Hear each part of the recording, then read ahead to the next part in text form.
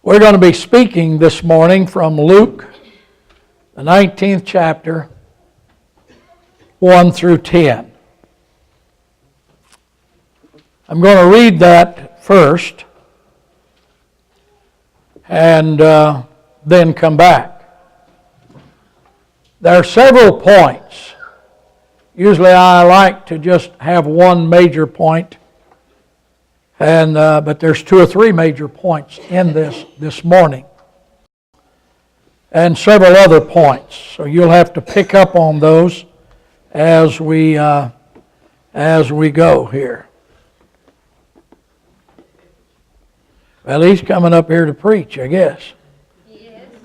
Yes. He's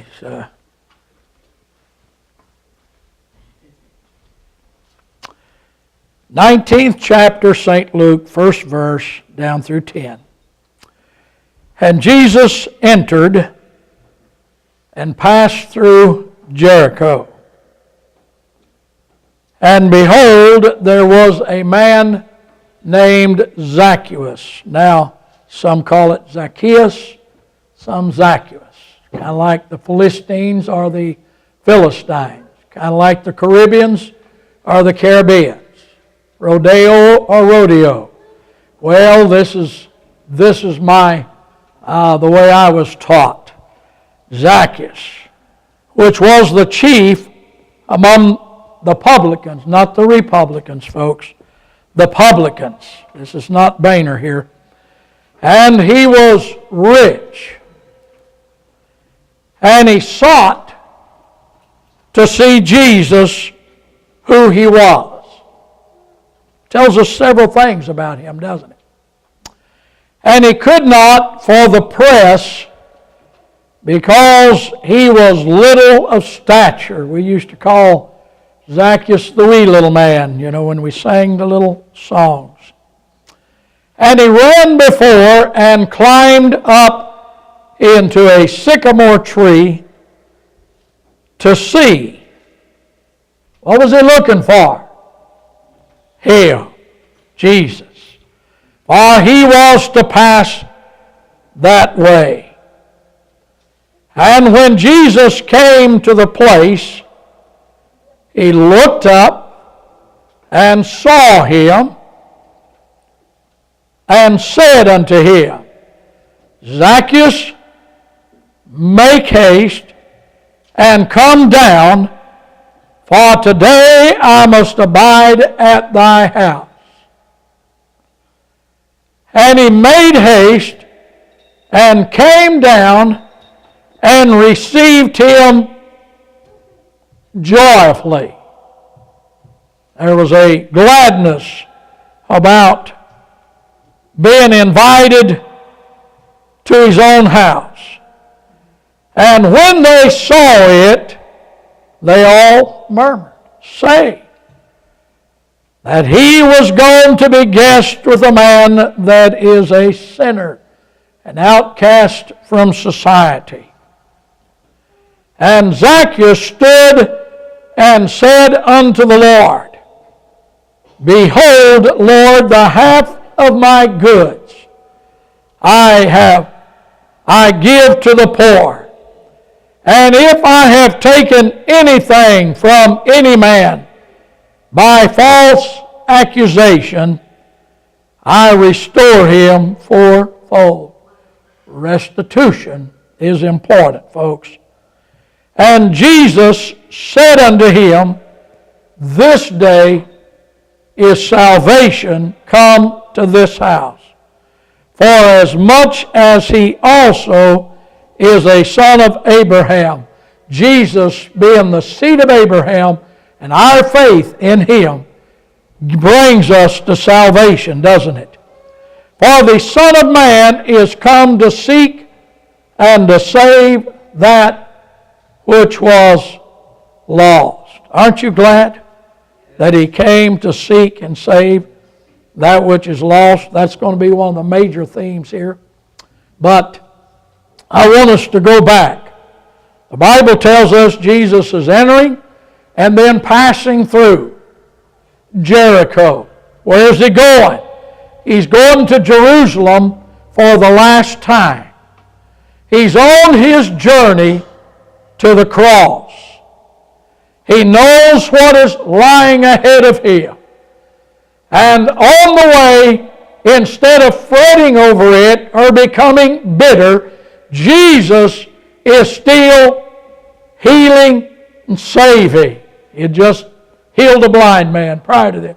But he's still healing and he's still saving, even though he's on his way to the cross. Now I want to stop here for just a minute because I want to incorporate you and I into this little story and this account for right now. We have the same problem that the disciples have. They were concerned that Jesus was heading into a place of violence, a place he was not welcomed at, a place that they knew would be contrary to what needed to be done for Jesus Christ. You know, they thought all this, and we today, we see the world plummeting to the abs of the sewage. We see this world that is going down, and we can't understand why in the world God doesn't just rein it in, or God doesn't just do something about it. But instead, God's just merrily going along, and God has a plan that we seem sometimes to be very dull in seeing. But God has a plan, and it's happening, and it will continue to happen until He comes again. And God has a plan for your life. I can just visualize these disciples as they're going along. He's headed for Jerusalem. Jesus didn't keep it any secret. I'm headed for Jerusalem. That's where there's trouble. That's where there's a place that I probably should avoid, but I'm headed there. Why? Because He had a plan to die on the cross for you and I. And He was not going to be interrupted by our thinking and our visualization of saying, don't go there. God knows what He's doing right now. He's passing through this world, but He has a wonderful, wonderful agenda, and He wants to bring you and I into His plan in the last days ministry. And even though we can't understand, saying, my goodness, why can't God see what's going on? Why don't God do this? Is God out of control? Our government is out. Our world is out of control. Why in the world don't God do something? God is doing something. He's using you and I, and something very wonderful, I believe, is in the very near future that God's going to use you and I in.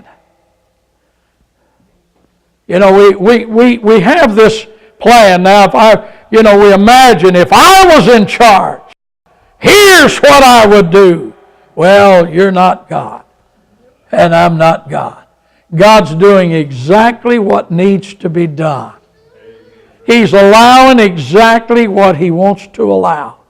God is in control, folks. Even though the world is a mess, God is not. And God's looking for faithful people. And perhaps on the way through this city, God is still developing faith and trust in these disciples, because He's about to do something that they probably don't like. And now He's really doing something they don't like as He's headed towards Jerusalem, and He's trying to build faith and confidence. Perhaps God right now is letting you and I look at the world and saying, hey, instead of visualizing the depths of the way the world is going into, why don't you take a look at me? I'm developing faith and trust in my people right now, even as things are falling down around us. The Lord says, be at peace, because I am in control. Well, there's some things, let's get back to Zacchaeus. There are some things about Zacchaeus that we have the facts that we know. There's other things about Zacchaeus that I'm going to speculate on just a little bit this morning. Some of these things about Zacchaeus is he was well positioned. He was the chief of the tax collectors. Now, the tax collectors in those days were not folks that you ran into and you ran up to and hugged their neck. You were not a friendly individual if you ran around with a tax collector. A tax collector worked for the Roman government. And they were chosen to collect taxes from you. And they absorbed their taxes from you, and then it was legal for them to punch you in the gut a little more, and they took that for themselves. And this is what Zacchaeus was. And the worst thing about this is Zacchaeus may have been one of the worst kind. He was rich. He got rich off the backs of hard-working people. He took advantage of them. The tax law was cruel, it was unfair, and yet there was nothing you could do about it. And Zacchaeus took advantage of his position and became rich by taking advantage of that.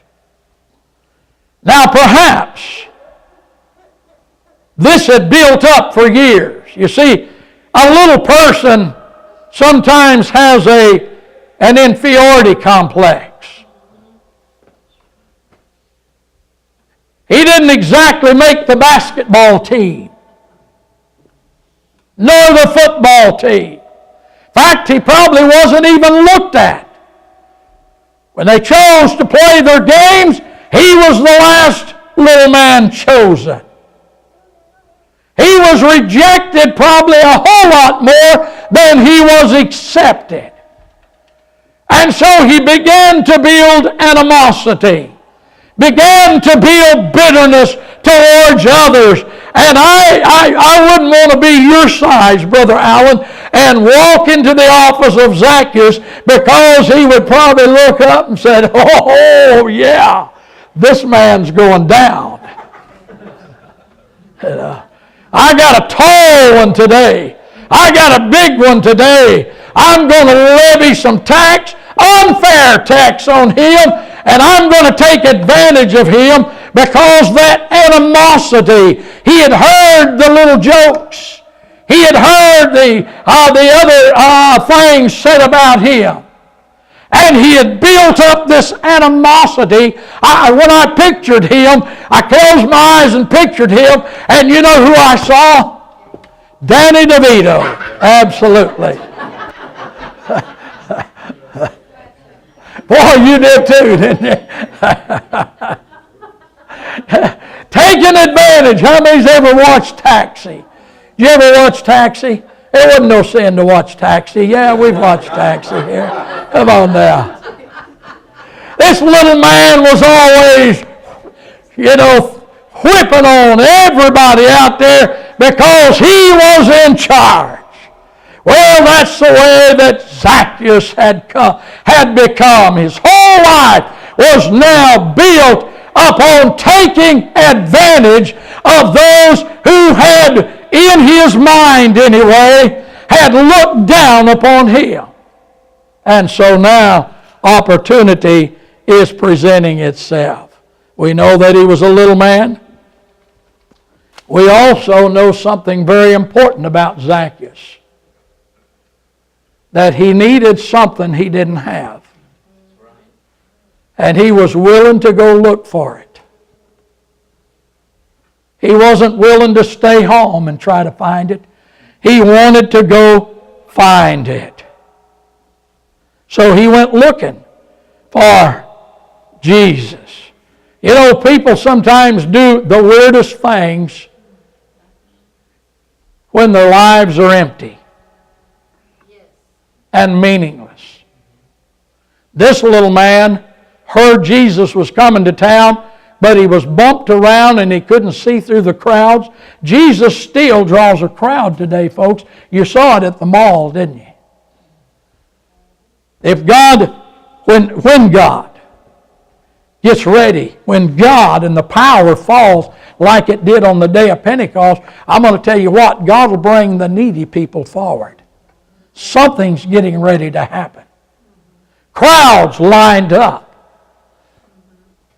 Zacchaeus couldn't even see, he was so small. So he found out the route Jesus was going on, and he ran ahead, the Bible said, and he climbed up into this sycamore tree, and he said, I'll see him when he passes here.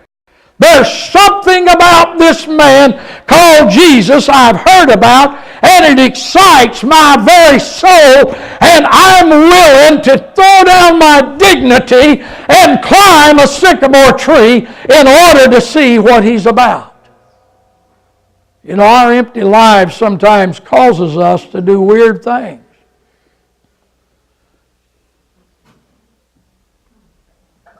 You know, I was right on the borderline of this, but I've heard of folks in those old brush arbors, and the power of God would fall. They had sawdust on the floor, and they'd roll in the sawdust.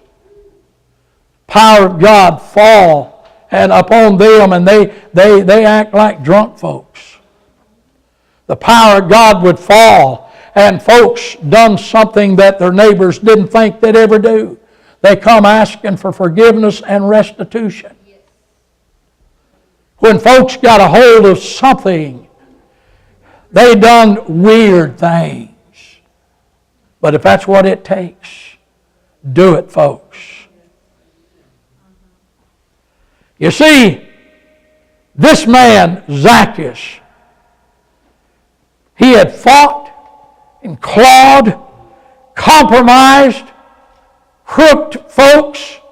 He done everything he could to get to the top of the ladder. But even at the top of the ladder, he was still a little man. The only one that can change that is Jesus Christ. He was looking down upon everybody at the top of this ladder, but he was still a little man trying to be a big man. He still could not find friendship. He could not find happiness or joy or peace at the top of the ladder. All he could find was riches. Now he found himself, instead of climbing a ladder, he was climbing a tree. And he was still wanting to look down on folks. He felt that was the only advantage he had, was to look down on folks. But nothing had brought him happiness. He had tried everything, and he was still a miserable little man. I remember the other day when I went down, this has been maybe a few weeks ago, I went down to Vicey to play golf, and I had met this man several times in there, met some of the pros in the shop there, and I walked over and I said, hey, Kevin, how you doing? Always kind of grumpy, this guy is. And he's just probably in his 40s, always grumpy. I said, hey, Kevin, how you doing? And he said, oh, I'm doing okay, but my name ain't Kevin, it's Robert.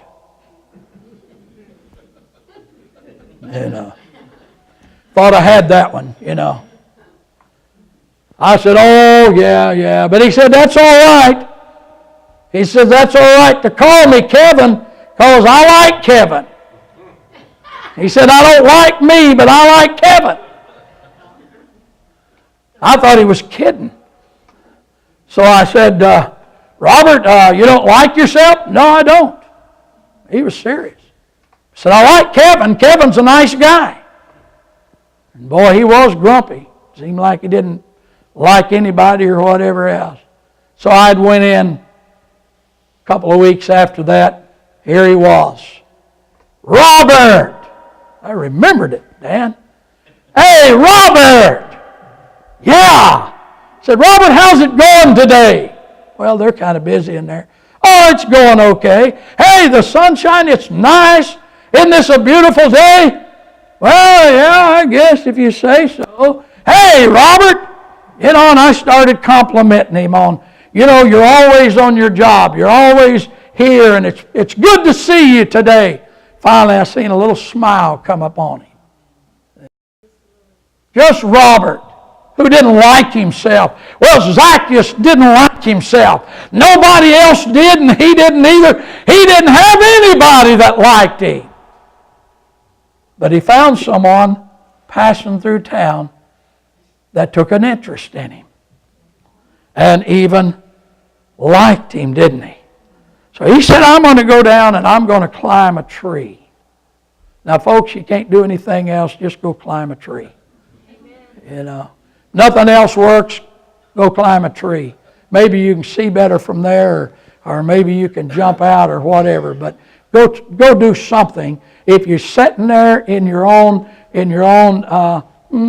sympathy, in your own misery, that'll take your mind off of it if nothing else. See? And Zacchaeus is up in this tree. Jesus is walking along. The crowd's coming by. They're hollering at him, and boy, somebody wants to touch him, and they're wanting to do all of these things and what have you. And he's all excited and everything. And Zacchaeus sees him a-coming. He's going to get a first-hand view of him. Here comes Jesus. He's a-smiling. He's happy. He's contented. Here comes his disciples. They're behind him. Everybody seems to be joyous. Why don't I feel this way? Why can't I feel the way they feel? I'm the richest man in town. I live in the best neighborhood, and yet I can't seem to be happy. Are there times, folks, that we try everything there is and we just can't seem to get happy? There are. There are circumstances in life that affect you and I. There are situations that sometimes are so overwhelming that they zap every piece of joy that we have.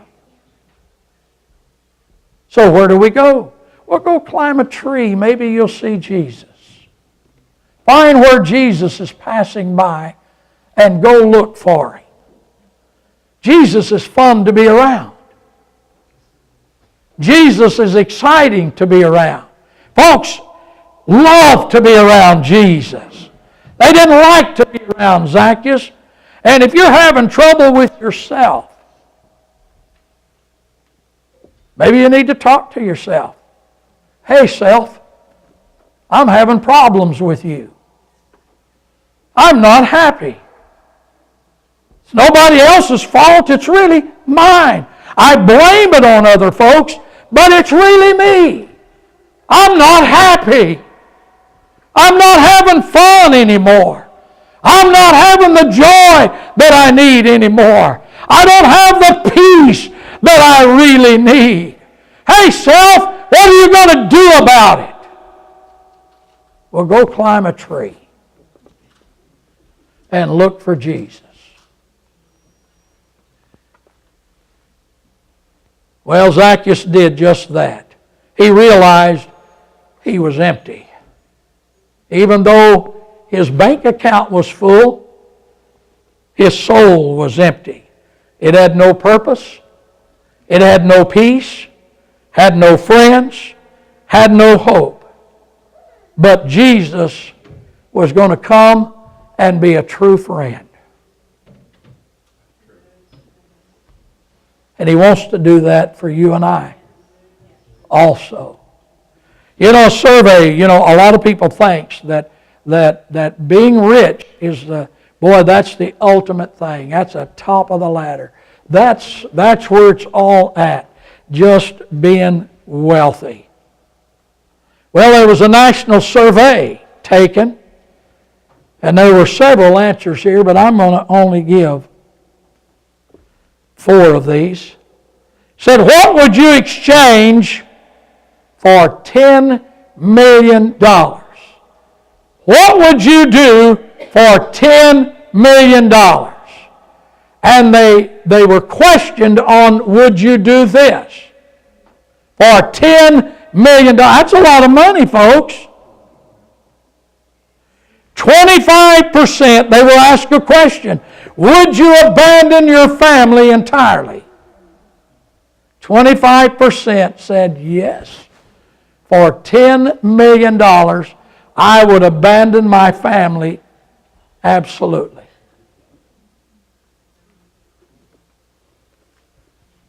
%,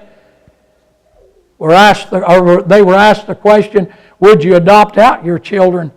23% said yes. They asked another question. Would you abandon your faith? 25% said yes. For $10 million, I would abandon my faith. Well, don't be so alarmed, folks. Some folks do it for a whole lot less. Some folks have abandoned their families for a whole lot less.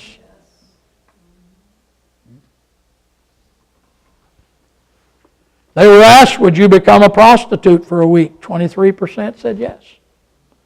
Here's the one that gets you. They asked, would you murder a stranger for $10 million? 7% said absolutely.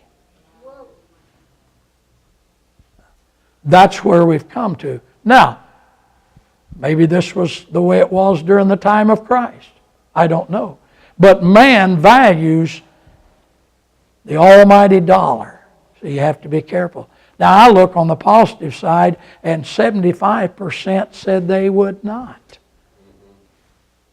75% said they would not abandon their faith for just $10 million or anything. There is no price with them. Well, Jesus looked up into the tree, and he saw Zacchaeus there. And he said, make haste. Hey, Zacchaeus, make haste and come down. For today I must abide at thy house. You come down. The crowd is there. Zacchaeus is there. You know why? Because there was a hunger there. There was a need.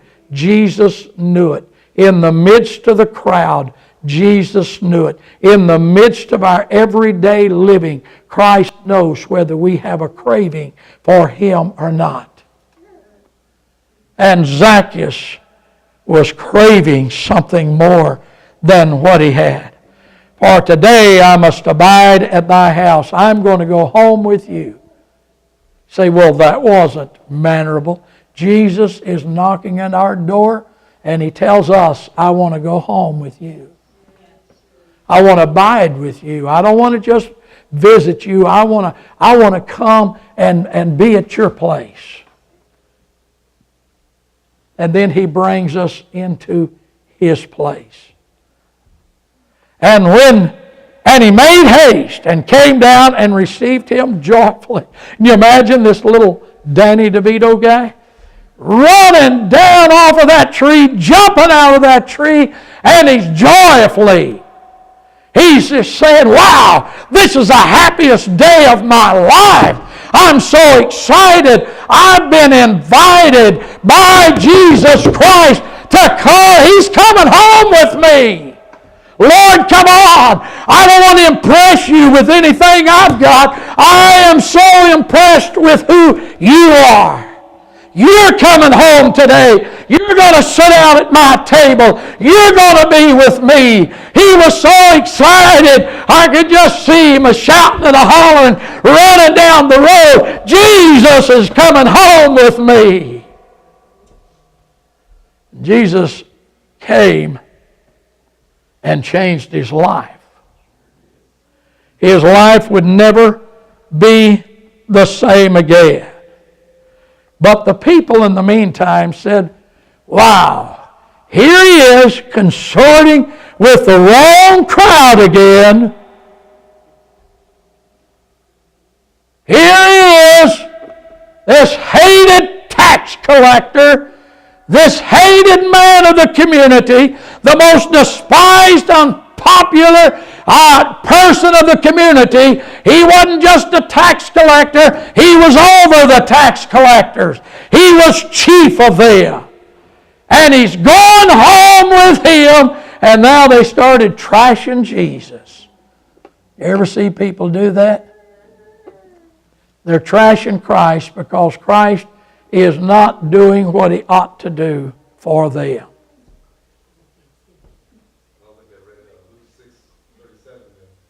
That's right. Jesus said something though, and I want to start bringing this to a close with this here. There's 2 points here. Number one, Zacchaeus was so thankful. All of a sudden, money meant nothing to him. He said, I'm going to take half of what I got and give it to the poor. And if I've defrauded anyone, he knew he had, he said, I'm going to go back and I'm going to give that person 4 times as much. If it breaks me and I go bankrupt, I'm going to make restitution. Because why? Because I'm so grateful that Jesus came this way and Jesus gave me salvation. Something I could not climb the ladder for. Something that I could not get on my own. Jesus done this for me. Jesus, this is what I'm going to do. And he told the Lord what he was going to do. And Jesus said, this day salvation has come to this house. He was probably saying my family's more important because, you see, things are getting out of hand. My kids are looking at me and I'm being too much of an example. There was a documentary one time about an individual that was a bookkeeper for the mob in the early 30s in Chicago. And he was crooked. He was a liar. He was a cheat. He was everything that was ungodly. He kept the books of the mob. And he watched his son one day. And he saw his son emulating him. And he said, something got a hold of him. He gave his heart to the Lord. And you know what he did? He went to the police, knowing that he was going to get killed. But he said, I'm going to the police anyway. And I'm going to be an informant. I'm going to make restitution. And I'm going to show the books to the police in the Chicago mob scene. And he went, and sure enough, he died. They killed him. But his son lived and became one of the greatest leaders in the Chicago area. In fact, if you've ever flown into the O'Hara the airport, that's the son, O'Hara. But he made something out of his life that was honest, Christian life. He changed the course through his son, even though it meant his life. He wanted to do it. Zacchaeus said, I'm ready to make poverty my new place to live. My family can live in poverty as long as we know Jesus Christ.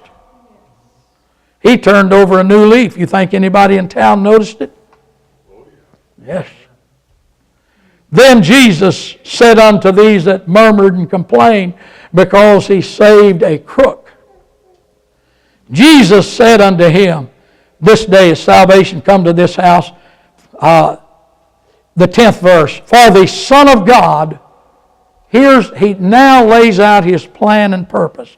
He wanted the disciples to hear it. He wanted the town folks to hear it. He wanted everybody to hear it. Even you and I that are here today. Here's the purpose. Here's my mission. For the Son of Man is come to seek and to save that which was lost, as long as he is. No, whoever's lost. Doesn't matter their background. That was His mission. It's still His mission. He came to seek and to save that which was lost. That incorporates you and I. That takes in this city. That takes in this community. That takes in the whole world. That takes in those that don't speak our language. That takes in every background, every individual. Jesus came to seek and to save. That was His mission, and it still is. Maybe we need to go climb a tree sometimes so we can fall down a little before Him and say, Lord, use me. God's looking for folks that are lost. He's looking for the lost. We have sometimes this thought, and again, let me start closing. We have this thought in our mind that God's only looking for good people. But God's looking for all those that are lost. He's looking for the hopeless. He's looking for those that have lost their way. Those that are rich, those that are poor. Those that are tall, those that are short. Whoever is lost, He's looking for them. All they need to do is to come to Him. Stand with me at this time if you would.